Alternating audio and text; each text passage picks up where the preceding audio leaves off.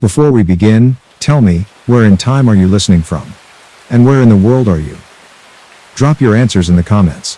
It always warms me to know who's joining us on these quiet little walks through history. Now, I want you to do something. Wrap yourself in something soft. Close your eyes if you can. Start a fan nearby for the sound of wind. Let your breath slow. Let the modern world fade. Tonight, you're not here. You're there.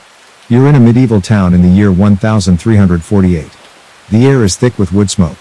The church bell tolls slowly in the distance. It's morning.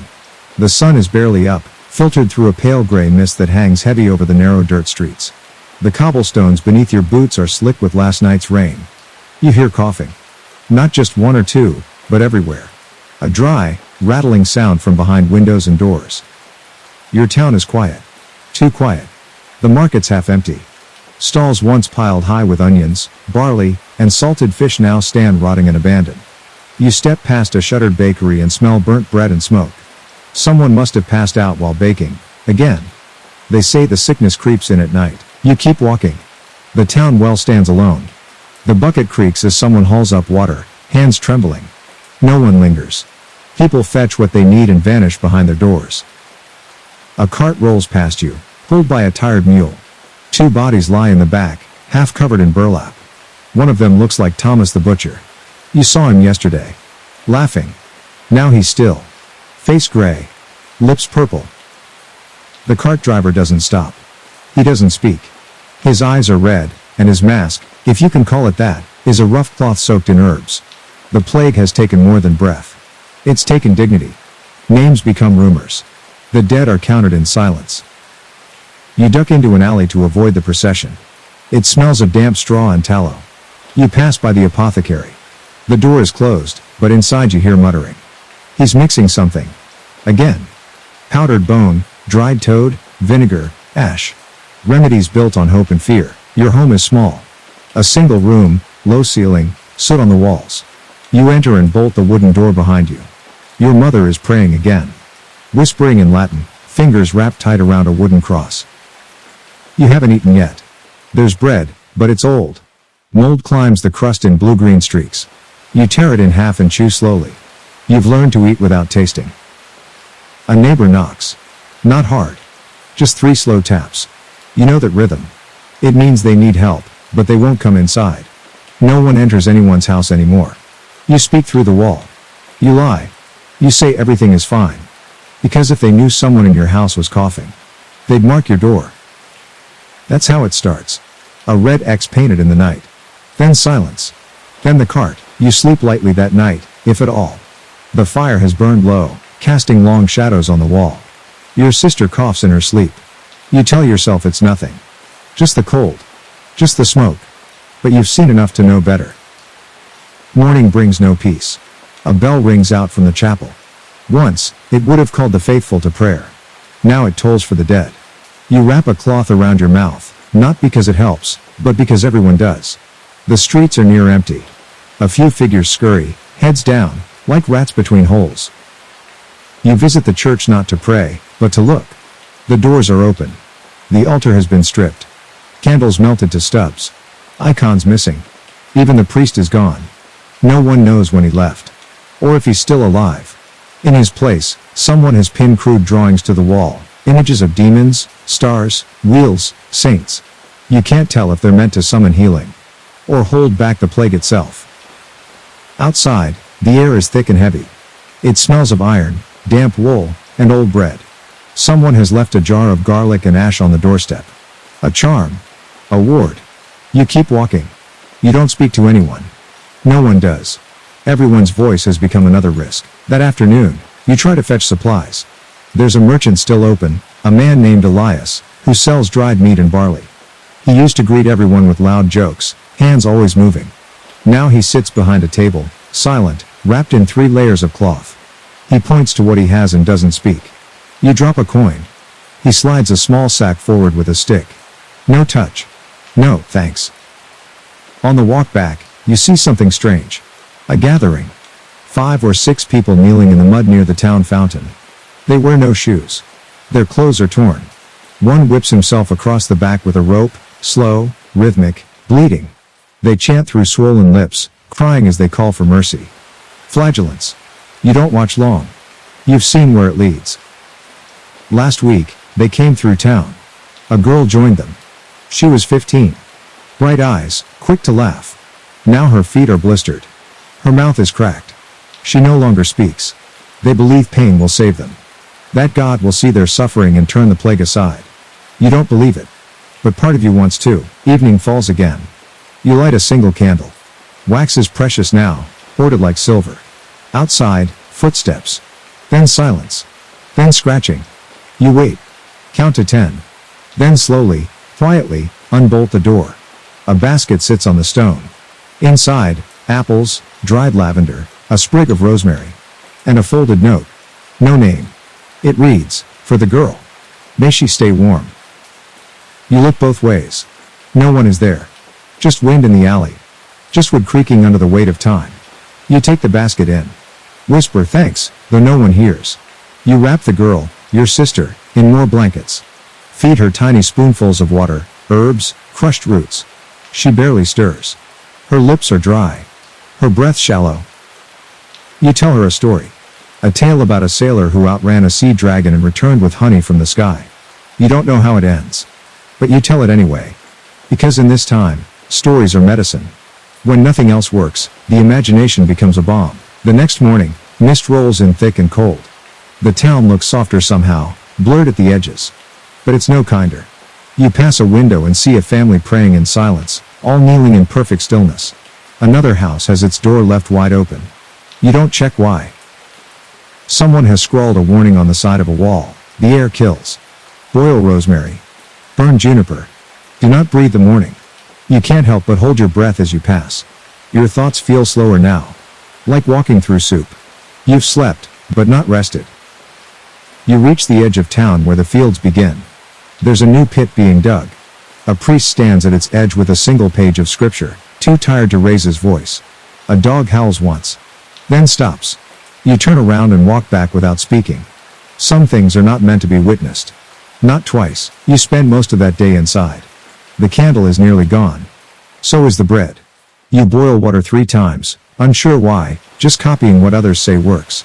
You hum songs under your breath to keep the silence from creeping in. Your mind drifts back. To spring. Before the plague. Before the silence.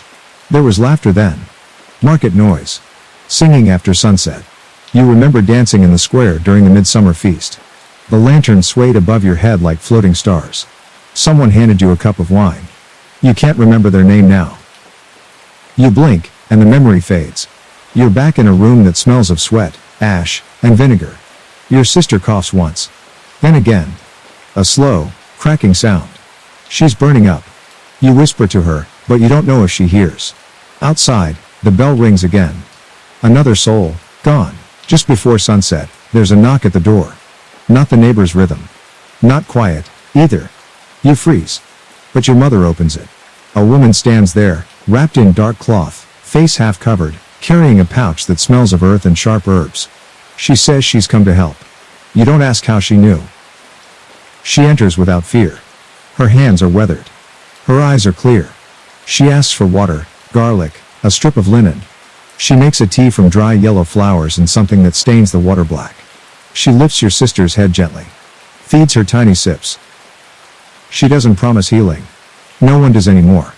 But she leaves something behind, little bundles of cloth tied with hair and cloves. One for each corner of the room. Your mother bows. The woman nods and slips away into the night without a word. You don't know her name. You don't ask. That night stretches long. The walls seem to pulse with every sound. You lie awake, counting your sister's breaths. 1, 2, pause. 3, 4. You dare not fall asleep. Each hour feels like a test. Your mother murmurs prayers in the corner, too soft to hear. A rat skitters across the beam above the fire. The candle finally dies. The dark is complete now. You feel it in your teeth. There's no moon. Only cold. You wrap your arms around your knees and listen to your own heartbeat, as if it might vanish too. Your sister doesn't cough again. But you can't tell if that's good.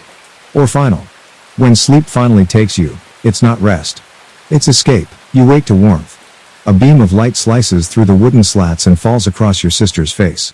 She's still, but her lips are not so pale. You place your hand on her forehead. Still hot, but not burning. You rise slowly, joints aching, and slip outside. The street is quiet, but not empty. Someone is repairing a broken shutter. A child drags a stick along the cobblestones. A door creaks open, and a broom begins to sweep dust from a step. It's not life as it was. Not even close. But there's movement. You stand there for a while, blinking against the light. Just watching. The silence is still there. But so is something else. A hint of breath in the lungs of the town. Over the next days, your sister improves, just a little. She can sip broth now. She even smiles once. You smile back, though it stings behind your eyes. You start sweeping again. Boiling water. Checking the herb bundles in the corners. You mark time in these small rituals. Some neighbors return to their doors. A boy flies a kite made of torn cloth and chicken bones. The bell still tolls, but not as often. There's talk in whispers. That the worst may be passing. That a wind from the east is clearing the air. No one says it aloud. No one tempts fate. One morning, you walk to the well and no one hides. Eyes meet yours. You nod. They nod back. A baker offers you a heel of bread. You take it in silence, then turn and walk home. It is still a plague town. But you are still here. It's been 5 days since the healer came. Your sister can now sit upright, supported by folded blankets. Her breath is still heavy, but it no longer drags like chains through her throat. You've never been so grateful to hear someone breathe. She asks for broth, her voice cracked like old pottery. You rush to make it, onions, a hint of salt, herbs you're not even sure are safe. Outside, the town shifts. Shutters open, tentatively. Smoke rises. A boy plays marbles in the dirt, checking over his shoulder for scolding that never comes. A group of women sweep the square in silence. One hums. Another begins to echo it. It's not a song of joy, not yet, just memory. That night, the priest returns. Or perhaps it's a new one, robes too big for his narrow frame. He offers no sermon, just a verse, muttered under breath, more for himself than the crowd. And then, for the first time in weeks, someone claps. Just once. But it's enough. A candle is lit in the square, then another. They burn quietly, like hope that doesn't know it's survived. The plague is still here, but it has softened at the edges. It no longer knocks on every door, just a few. Still, you keep your rituals. Herbs above the lintel. Shoes turned inward. Prayers spoken through teeth. But you wake differently now, less afraid. And your sister smiles more. Once, she even laughed. You find a red apple left at the threshold. No note, but you know who left it, a quiet boy from 2 houses down. He once threw stones at your window. Now he leaves fruit. You cut it into 4 pieces. Share it between you, your mother, your sister, and a stray cat that watches silently from the door.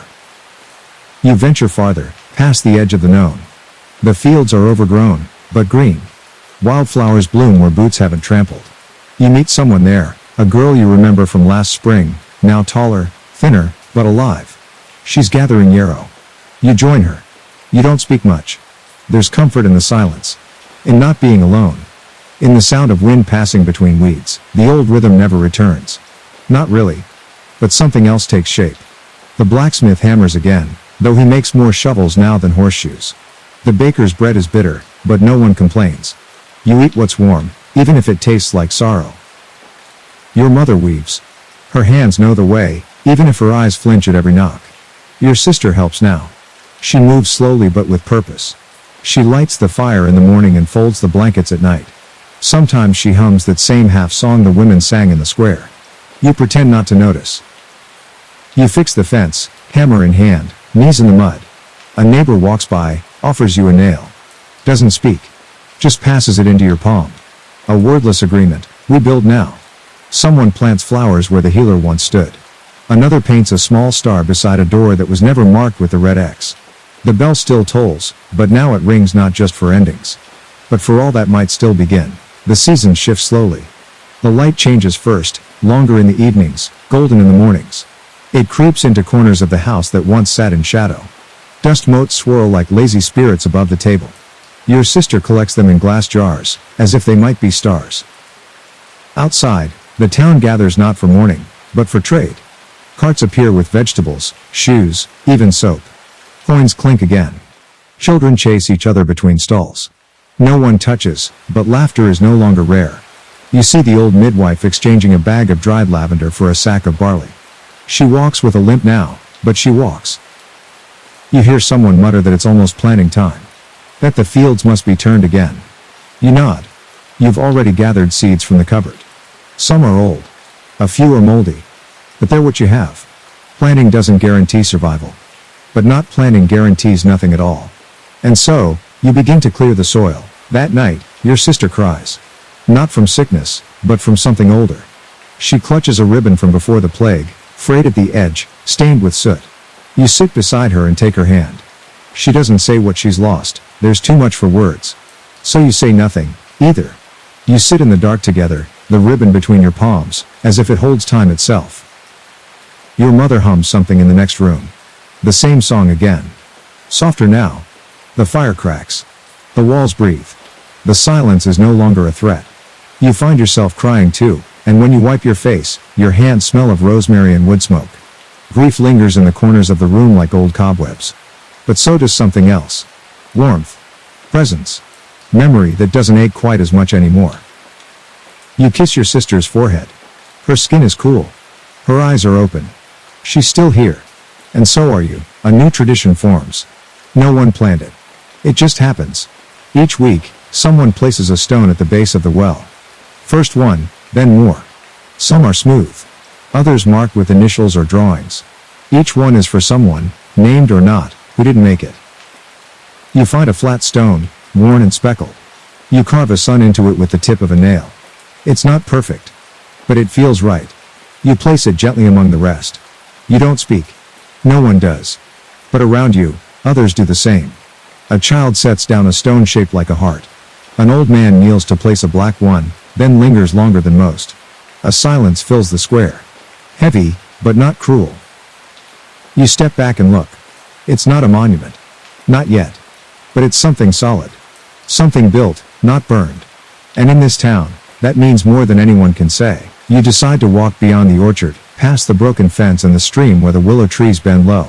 It's not far, but it feels like crossing a border. The earth is damp, the air fresh. Wildflowers bloom in colors you'd forgotten. You find the old watchtower still standing. Its door creaks open with a push. Inside, dust, old rope, and a view of everything. You climb. Slowly. Carefully. From the top, the town looks small. Tired. But not broken. Roofs patched. Gardens planted. Smoke in every chimney. Life. You sit there a while, just breathing. The wind tugs at your sleeves, as if to remind you, the world did not end.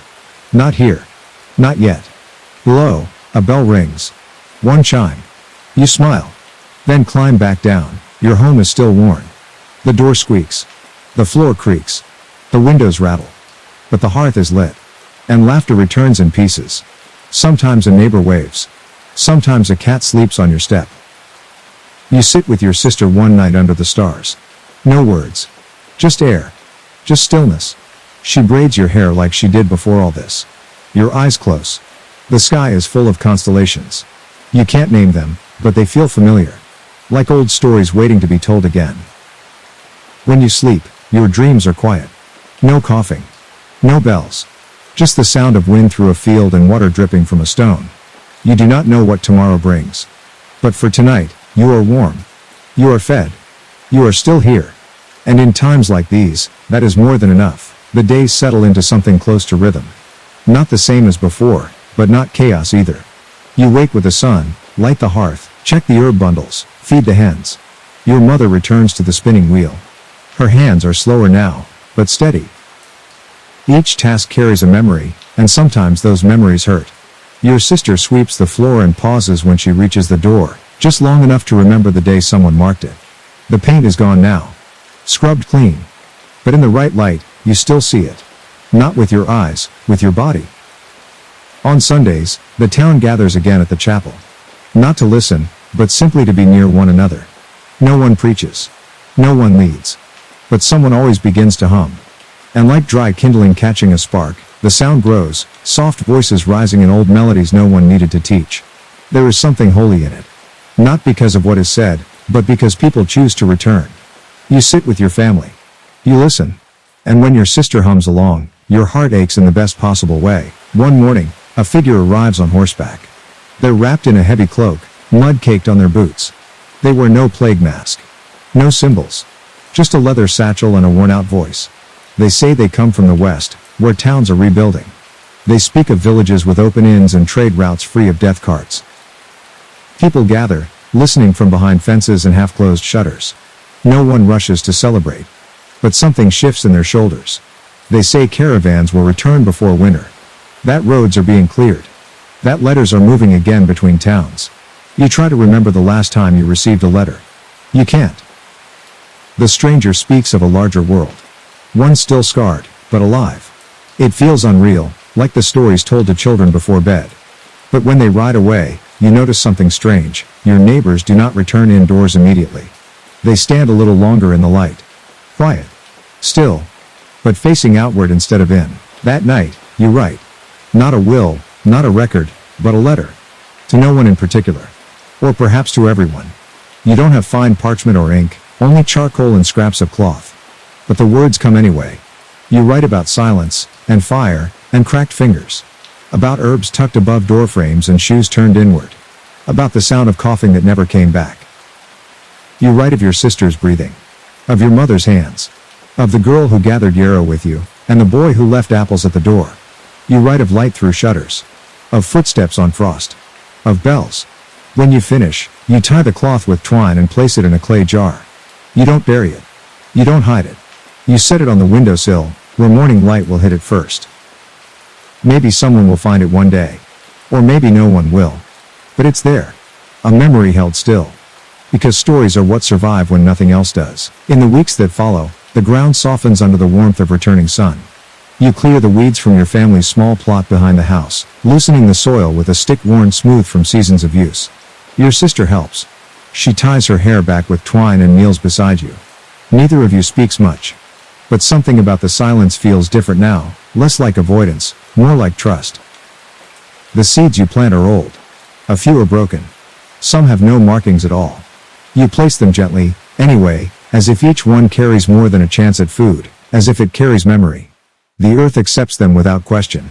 You cover them with dirt, water them with care, and offer no demands in return. Whatever grows, grows. Whatever doesn't, will be tried again next season. And as you work, you notice others have begun to do the same. Across fences and stone walls, people tend small patches of green. One woman sings as she plants onions. A man carves a cross into a tree trunk. Children play with worms, building castles in the compost. You dig deeper, and for the first time in a long while. You breathe without fear. One morning, while turning the soil behind the house, your sister finds something buried. It's a scrap of cloth, faded red, edged in gold thread, brittle but intact. It must have belonged to someone once. A sleeve, perhaps. Or a banner. She holds it up to the light, squinting. You recognize nothing about it, but you feel a tightness in your chest all the same. It feels like history whispering. Something lost, now found. You rinse it in rainwater and lay it flat to dry. Later that night, she sews it into the lining of her shawl, just a sliver, stitched in place like a secret. No one will see it. No one will know. But she will. And you will. It's a way of carrying something forward. In the time before, memories were heavy. Unbearable. But now, they are light enough to stitch into fabric. And as your sister wraps the shawl around her shoulders and steps into the morning sun, you feel something in you shift. You can't name it. But it feels like grace. That evening, a small fire is lit in the square. Not for burning the sick or the wood of coffins. Just warmth. A few neighbors gather, some sitting on overturned buckets, others standing with arms crossed. No one organizes it. No one leads. Someone plays a flute. Broken notes at first. Then clearer. Braver. Your sister pulls you toward it. You hesitate at first, your hands still stained with soil, your heart still unsure. But you go. And as the song lifts into the air, something lifts inside you too. Not joy. Not exactly. But its echo. You see the healer standing at the edge, watching. She offers a nod, not to you in particular, but to everyone. The fire cracks, the stars blink above, and someone begins to sing. You don't know the words, but you hum along. And for once, there is nothing else to fear. Only the sound of living people, choosing to make music in the wake of silence. The weeks stretch long. Some days feel like progress. Others like echoes. But always, there is motion. You learn to laugh again. Not the old laughter, loud and careless, but something smaller, deeper. Your sister paints on scraps of wood. Flowers, mostly. She leaves them in odd places, doorsteps, windowsills, fence posts. Like gifts to no one, or maybe to everyone. You walk often now. Not to flee. Not to gather. Just to walk. You take in the creak of gates, the flap of laundry in the wind, the sound of the bell that now rings only once each week. And always with it, a name read aloud. Just one. You remember every name. You still see shadows in certain corners. Still flinch at loud coughs. But you don't run. You are not the same person who bolted the door and whispered behind stone. You are older now. Not in years, but in soul. And though you carry the weight of what happened, you carry something else too, the proof that you remained. You walk through the heart of the town, slow and quiet, your boots brushing loose gravel and damp straw. The buildings are the same, stone and timber, sagging with age, but something in them has changed. You pass the old tavern, long boarded up, now open again. Someone sweeps the step. Someone else laughs inside. Not the same laughter as before. Not loud. But real. A sign above the tailor's reads open, written in charcoal. The letters are crooked, but full of intention. The chapel doors hang open on warm days. Sometimes people gather to talk, not pray. Children play again, still watched, but not kept inside. Their games are softer now. Fewer shouts. More running in circles. You walk on, nodding to faces once hidden behind shutters. Some nod back. Others look away. But you understand. You've done the same. Not everyone returned. Some houses are still empty. But they're swept. Cleaned. Like someone is waiting for them to fill again. And maybe they will. Or maybe the town will carry those absences as part of itself, the way a healed wound becomes a scar, visible, but no longer bleeding. You sit with your mother and sister under the awning as the sky turns to dusk. The air is cool and smells of damp grass, smoked pine, and bread baking somewhere nearby. A neighbor's child hands you a wildflower. You say, thank you. Not because the flower changes anything. But because gratitude still matters. Your sister speaks of wanting to visit another village someday. One with a river. Or maybe mountains. Your mother listens, then adds that she'd like to hear someone else's bell ring for once. The laughter that follows is easy. It stays with you. And for the first time, your mind doesn't race when you think of the future. It walks there. You don't know what tomorrow holds. You never did. But you no longer see tomorrow as an enemy. You go inside. Light a candle. Sit beside the fire as it pops and settles. Outside, someone sings. Far off. Soft. Like memory turned into breath. And in that sound, you let yourself rest. You wake before dawn and step into the cold. The stars still hang, faint but watchful. The world is quiet, not the terrified quiet of plague, but the sacred kind that comes before new things begin. You hold the jar with the letter you wrote. You carry it to the edge of the orchard. There, under a tree just beginning to bud, you bury it in soft earth. You don't cry. You don't need to. It's not goodbye. It's a reminder. That someone lived here. Felt here. Changed here. That survival wasn't just luck or stubbornness, but love. Action. Breath. Story. As the sun lifts over the trees, you whisper to it, not in prayer, but in promise. You will go forward. You will remember. You will live a life large enough to carry those who didn't. And if someone finds the letter one day, if they read your words, then a little bit of your voice will echo on the wind again.